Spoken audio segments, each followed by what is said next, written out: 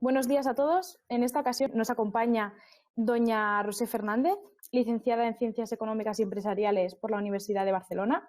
Inició su carrera profesional en el Institut Català de la Salut en 1987 y en el Servei Català de la Salut en 1991. Actualmente es la directora general de la Unión Catalana de Hospitals.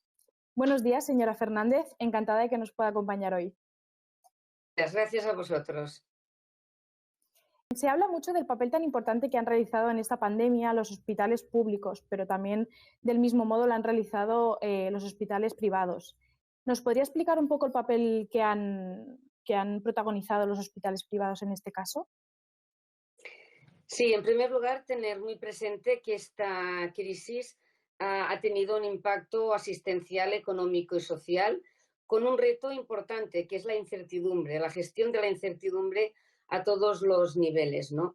Era un elemento de fuerza mayor que ningún sistema de salud estaba preparado para dar una respuesta inmediata a esta crisis.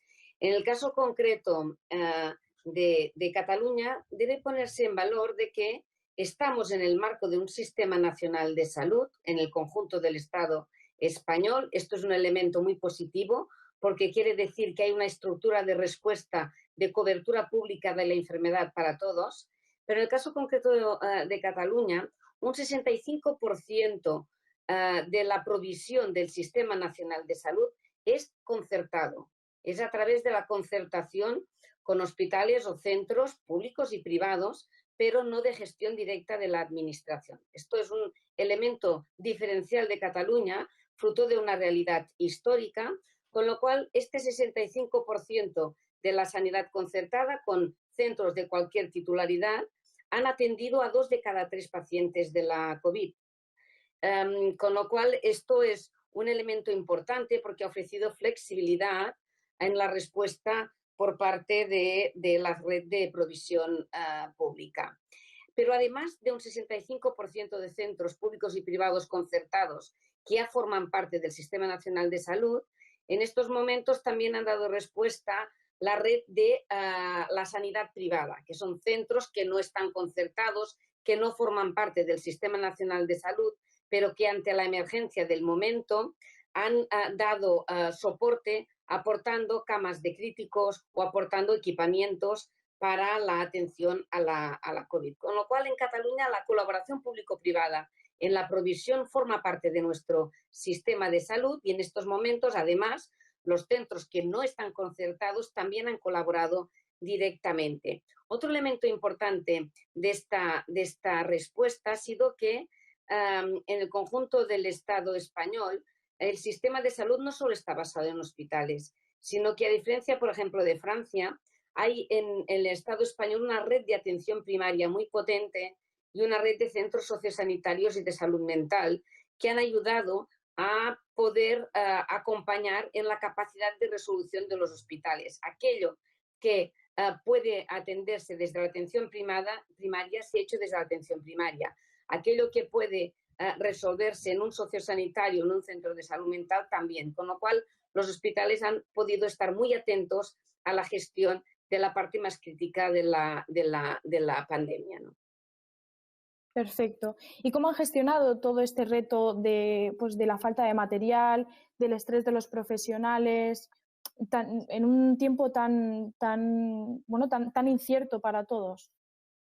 Aquí es importante diferenciar 2 etapas, ¿no? La primera oleada de la pandemia, que fue al inicio, los centros de un día para otro hicieron planes de contingencia que convirtieron al 80% del hospital en atender la COVID.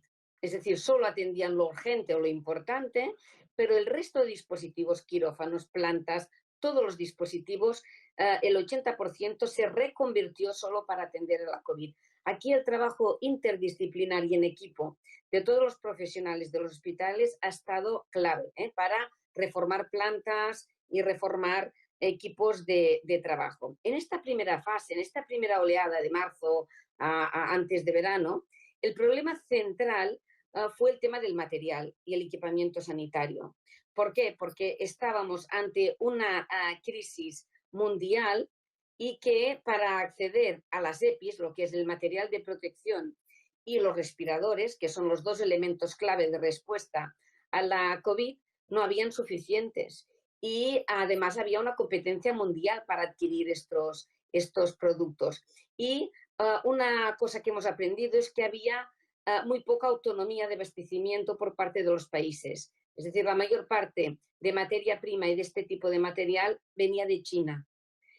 Con lo cual, los países europeos no teníamos autonomía de incrementar la capacidad de producción de estos materiales, ¿no? Con lo cual teníamos una dependencia muy importante. La falta de material, de EPIs y de equipamiento y de respiradores fue la principal preocupación de los centros. Aquí en Cataluña y también en el conjunto del Estado español hubo una central de compras para intentar que los gobiernos, tanto del Estado español como en el caso de Cataluña, los gobiernos hicieran las grandes compras negociando con los países, ¿no?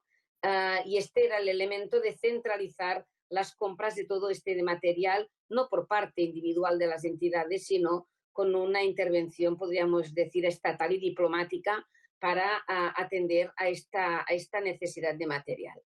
Después, a finales de mayo, principios de junio, la epidemia se controló un poco, pero en verano hemos visto que no nos dejaba demasiada treva y los centros empezaron en julio o agosto a intentar recuperar la actividad ordinaria, no solo la COVID, porque había bajado la presión de la COVID, intentar recuperar la actividad ordinaria e incorporar todos los cambios transformacionales que la COVID nos había puesto encima de la mesa. Es decir, por ejemplo, elementos de teleasistencia, elementos de trabajo en equipo, elementos de transformación de las organizaciones que a lo mejor hubiéramos tardado 2 o 3 años a incorporarlas.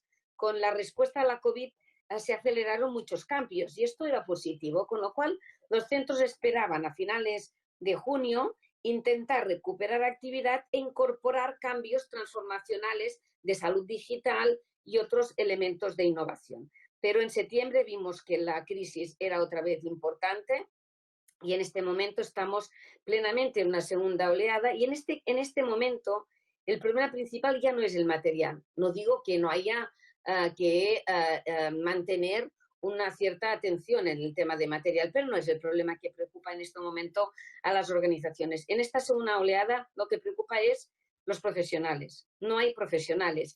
Ya decíamos con un estudio que hicimos en la Unión el año pasado que había un déficit estructural de médicos y enfermeras en torno a un 25% por una falta de una planificación adecuada a las futuras necesidades, con lo cual ya partíamos de un déficit estructural de médicos y enfermeras. ¿Qué ha pasado con la COVID? Por un lado, hay una parte del personal asistencial que está de baja, otra parte que está en confinamiento preventivo. Además, hay un fuerte desgaste emocional y físico por parte de los profesionales, ¿no?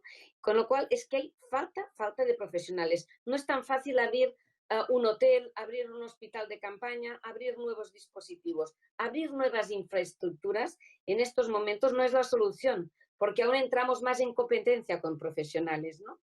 Con lo cual, repito, el problema principal en este momento son los profesionales. Las autoridades están flexibilizando los elementos de contratación de personal extranjero, intentar que vuelvan determinados profesionales del país que estaban fuera, flexibilizar que también puedan colaborar los MIR, los profesionales en formación, los jubilados, intentar que haya flexibilidad para suspender vacaciones y otros permisos, pero el elemento de más tensión en estos momentos es el de los profesionales y el otro problema importante es el tema de que estamos retrasando demasiado la recuperación de la actividad ordinaria y ello está acarreando problemas de salud importantes, sobre todo el tema de que los centros de atención primaria estaban empezando a volver a reabrir visitas presenciales, a hacer pruebas, a hacer derivaciones de intervenciones,